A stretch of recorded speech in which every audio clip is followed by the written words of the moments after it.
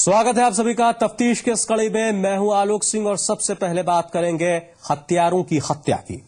गोरखपुर में हत्यारों को अपनी जान के लाले पड़ गए, जहां एक हिस्ट्री शीटर बदमाश के कत्ल की कोशिश में हुई अंधाधुंध फायरिंग की चपेट में एक ग्रामीण आ गया और उसके बाद टूटा ग्रामीणों के सब्र का बांध। 2 बदमाशों की मौके पर मौत हुई, जबकि एक की हालत गंभीर है।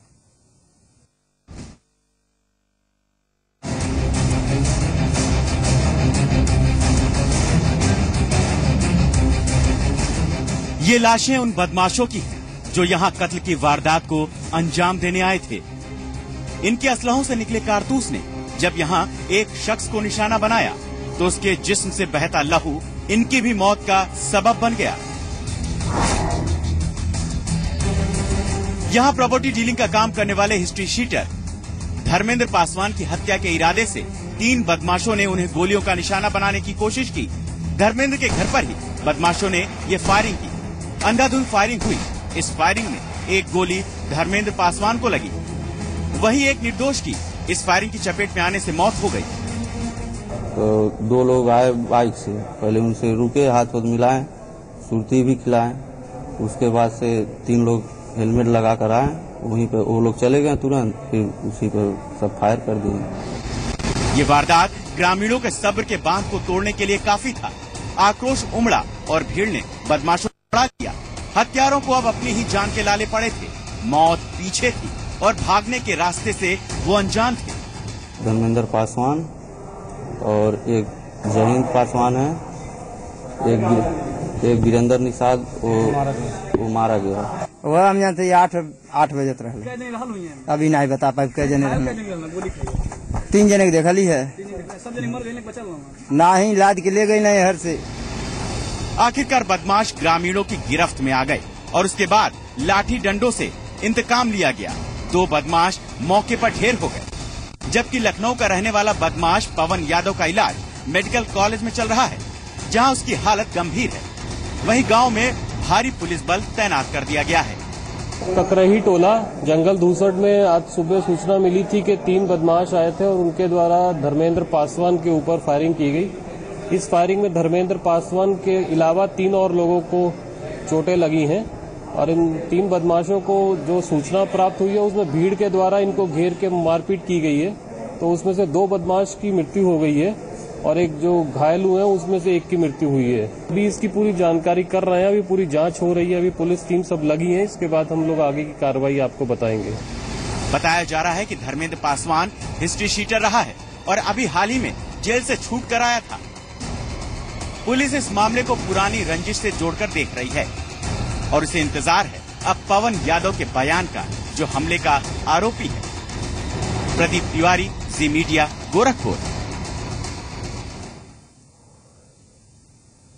रण क्षेत्र बना इलाहाबाद। जी हां, इलाहाबाद में बस हादसे से गुस्साए ग्रामीणों ने जमकर हंगामा किया। कई घंटों तक सड़क से लेकर ट्रेन मार्ग पर रफ्तार पर ब्रेक लगा रहा। इसके बाद कई जगहों पर आरपीएफ की तैनाती की गई। लेकिन सवाल यही कि एक सड़क हादसे के बाद क्या ग्रामीणों का ये गुस्सा लोकतंत्र में कितना जायज है? फायरिंग और पथराव की ये तस्वीरें सामने आई हैं इलाहाबाद से, जहां गुस्साए ग्रामीण पुलिस से भिड़ गए। यहां बुधवार सुबह हुआ एक सड़क हादसा पूरे इलाहाबाद के लिए परेशानी का सबब बन गया। सड़क से लेकर रेल यातायात हादसे के बाद सामने आए आक्रोश का शिकार बन गया। यहां सवारियों से भरी एक बस पलट गई थी, जिसमें 5 लोगों की मौत हो गई, जबकि 12 लोग घायल हुए और यही वजह ग्रामीणों की नाराजगी का कारण बन गई। लोगों ने इलाहाबाद मिर्जापुर रोड पर जाम लगा दिया, जिसके बाद मौके पर पहुंची पुलिस पर भी लोगों ने पथराव किया। काफी देर तक दोनों तरफ से ईंट पत्थर चलते रहे, जिसमें कई पुलिसकर्मी घायल भी हुए। बाद में भीड़ पर काबू पाने के लिए पुलिस को हवाई फायरिंग करनी पड़ी, लेकिन ग्रामीणों ने पुलिस को खदेड़ दिया। इस दौरान ग्रामीणों ने भीरपुर पुलिस चौकी में जमकर तोड़फोड़ भी की। थाना करचना के भीरपुर के पास की घटना है। ये सवेरे लगभग 8:30 बजे के आसपास एक प्राइवेट रोड में से भिड़ंत हो गई थी, जिसमें बस भी पलट गई थी। उसमें कुछ लोग घायल हैं और 4 लोगों की मौके पर मृत्यु हो गई थी, जिसमें एक महिला है, एक पुरुष है, 2 बच्चे हैं। तो पुलिस ने उसको अटेंड किया है, बॉडी को रवाना कर दिया है सारण हॉस्पिटल के लिए, मशीन के लिए, और जो घायल थे उनको अस्पताल भेजा गया था।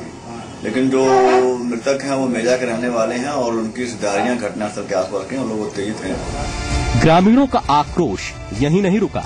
शाम होते होते हावड़ा दिल्ली रेल मार्ग को दोबारा बाधित कर दिया गया। गुस्साए ग्रामीणों ने भीरपुर स्टेशन के पास रेल मार्ग को जाम किया, जिससे तकरीबन आधा दर्जन ट्रेनें बाधित हुई। फिलहाल मामले की गंभीरता को देखते हुए पीएसी की बटालियन के साथ भारी पुलिस बल तैनात कर दिया गया है।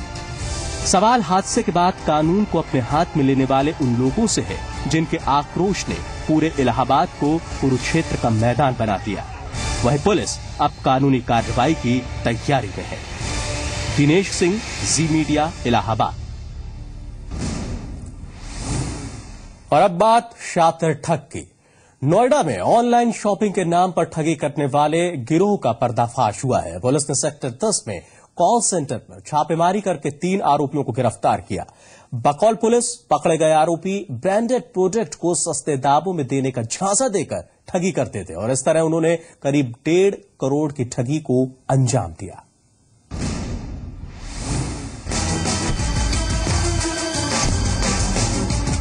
नोएडा पुलिस के शिकंजे में आए ये वो शातिर ठग हैं जो ऑनलाइन शॉपिंग के नाम पर अब तक न जाने कितने ही लोगों को लाखों का चूना लगा चुके हैं।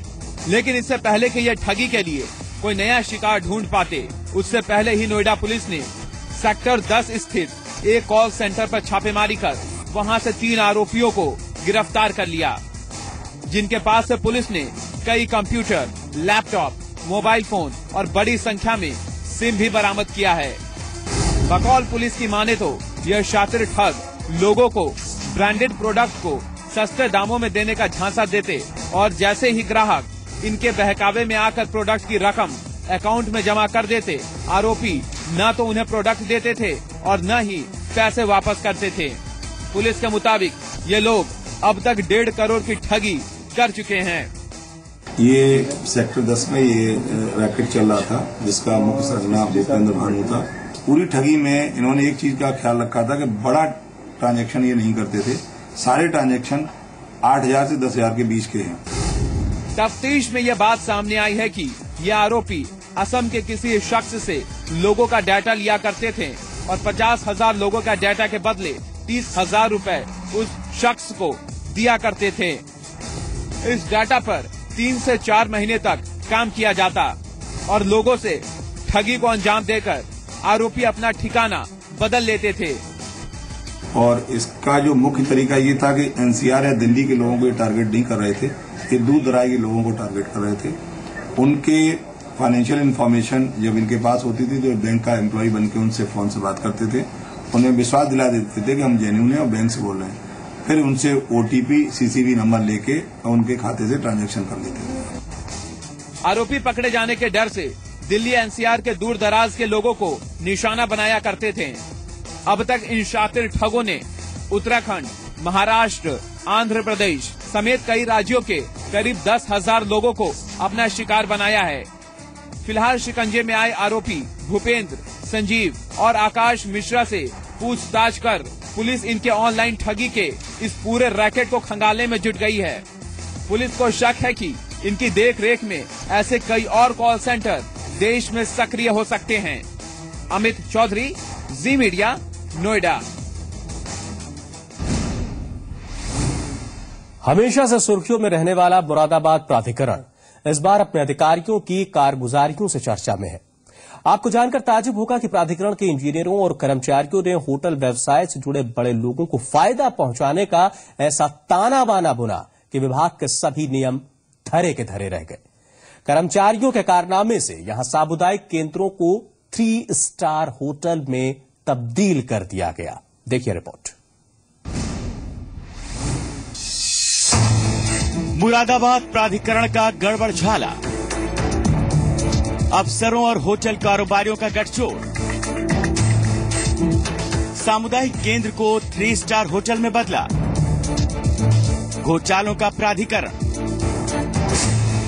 हमेशा सवालों में रहने वाला मुरादाबाद विकास प्राधिकरण का एक और कारनामा सामने आया है।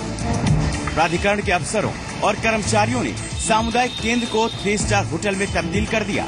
ये पूरा खेल होटल कारोबारियों की मिली भगत से अंजाम दिया गया। आपको बता दें कि होटल बनाने के बाद सामुदायिक केंद्रों में एक एक कमरे के रेट 3 से 4 हजार रुपए तक है। और तो और सारे नियमों को ताक पर रखकर सामुदायिक केंद्र में शराब के बार तक खोल दिए गए। प्रशासनिक तंत्र की इसमें थोड़ी कमी है, क्योंकि जब लीज पे दिया गया था तो केवल इस वजह से दिया गया था कि आम जनता को विकसित होकर वो सस्ते दामों पर उपलब्ध हो सके।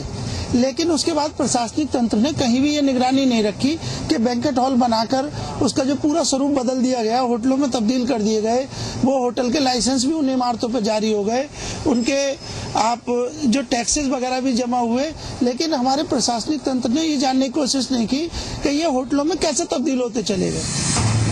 होटल कारोबारियों के रसूख का अंदाजा इस बात से भी लगाया जा सकता है कि प्राधिकरण के अधिकारी भी इन पर कार्रवाई करने से कतरा रहे हैं।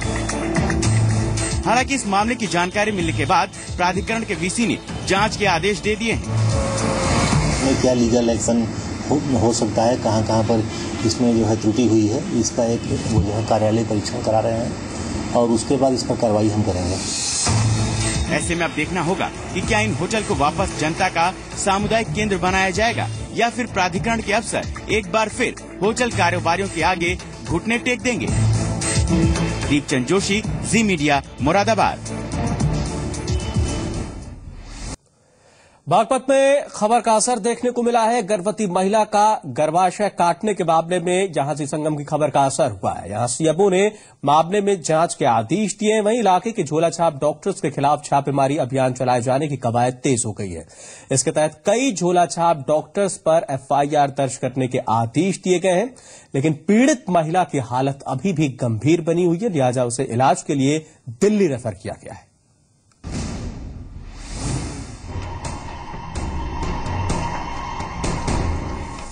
बागपत में गर्भवती महिला का गर्भाशय काटने के मामले में खबर का असर हुआ है। सीएमओ रविंद्र कुमार मिश्रा ने मामले की जांच के आदेश दिए हैं। इसके साथ ही जिले में झोलाछाप डॉक्टर्स के खिलाफ छापेमारी अभियान चलाया जाएगा और कई झोलाछाप डॉक्टर्स पर एफआईआर दर्ज करने के आदेश दिए गए हैं।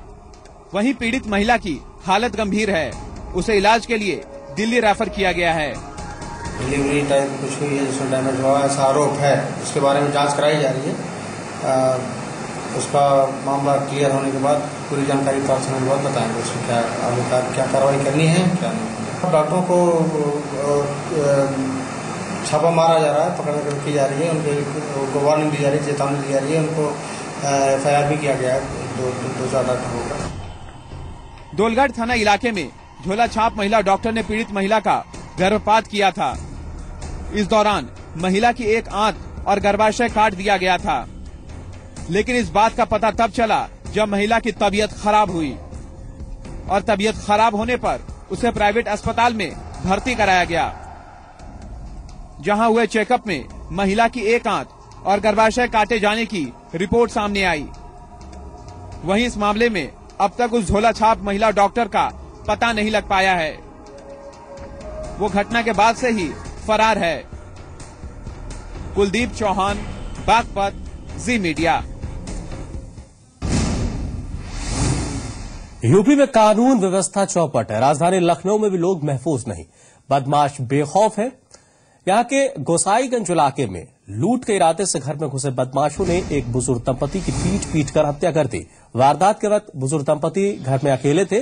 बताया जा रहा है कि बदमाश लाखों का कैश और कीमती सामान लूटकर फरार हो गए। डबल मर्डर के बाद से पूरे इलाके में दहशत का माहौल है। गोसाईगंज के बक्कस गांव में 82 साल के डलई अपनी 80 साल की पत्नी प्यारा और अपने एक बेटे और 2 पोतों के साथ रह रहे थे। बताया जा रहा है कि बुजुर्ग दंपति ने 3 लाख रुपए बैंक से निकालकर घर में रखे थे। बदमाशों के हमले से जख्मी डलई की मौके पर मौत हो गई, जबकि घायल पत्नी की अस्पताल में मौत हुई। पुलिस को वारदात के पीछे परिवार के किसी परिचित का हाथ होने का शक है। फिलहाल पुलिस जांच कर रही है। 3 लाख रुपया निकाले थे बैंक से ईटा लाने के लिए, घर बनवाने के लिए। ये बैंक इनके घर आया है और उससे पैसा मांगा, पैसा नहीं दिया तो डंडे से मार दिया। इसमें डलई की मृत्यु हो गई। डलई 82 वर्ष की है।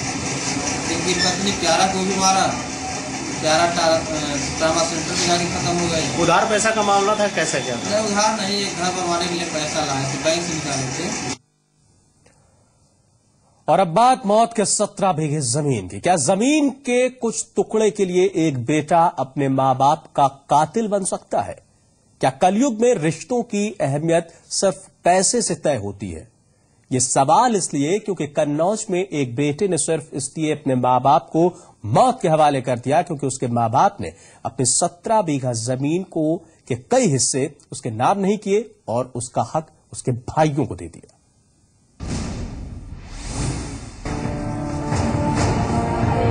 कन्नौज में कलयुग के कलंक ने एक बेटे को कातिल बना दिया। 17 बीघे जमीन के लिए बेटा अपने ही मां बाप का कातिल बन गया।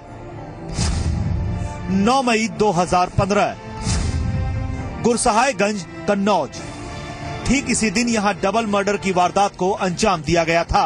घर के अंदर ही दंपत्ति की धारदार हथियार से हत्या कर दी गई थी। पुलिस ने जब इस मामले की जांच शुरू की तो सामने आया कि घर में प्रॉपर्टी को लेकर विवाद था, जिसके बाद शक के आधार पर पुलिस ने सबसे छोटे बेटे हरीश चंद्र को हिरासत में लेकर पूछताछ शुरू की। पूछताछ के दौरान सामने आया दिल दहला देने वाला सच। हरीश चंद्र ही अपने मां बाप का कातिल निकला। हम 16 साल से मजदूरी करते हैं, पल्लेदारी करके मैंने अपने बच्चों का पेट पाला और हमेशा पिताजी से हम कहते रहे कि जायदाद को ना बेचो। पिताजी ने 16 बीघा का चक हमारा बेच दिया और बेच के हमारे भाइयों को दे दिया। भाई दारू पीते और गुंडागर्दी करते। मजदूरी का काम करने वाले हरिश्चंद्र को डर था कि उनके माँ बाप उसे अपनी संपत्ति और 17 बीघा जमीन में कोई हिस्सा नहीं देंगे। उसे डर था कि उसके दोनों बड़े भाइयों को सारी संपत्ति दे दी जाएगी और वो खाली हाथ रह जाएगा। हरिश्चंद्र घटना वाले दिन अपने घर पहुंचा और अपने माँ बाप से बात की, लेकिन जब विवाद बढ़ा तो रात का अंधेरा बेटे को कातिल बना गया। कन्हैया लाल और श्रीमती उषा देवी ये एक एक करके अपनी जमीन बेचते जा रहे थे और इनको कोई हिस्सा नहीं दे रहे थे कई सालों से। 1.5-2 माह पहले भी उन्होंने जमीन बेची और उसका हिस्सा ये बार बार मांग रहा था।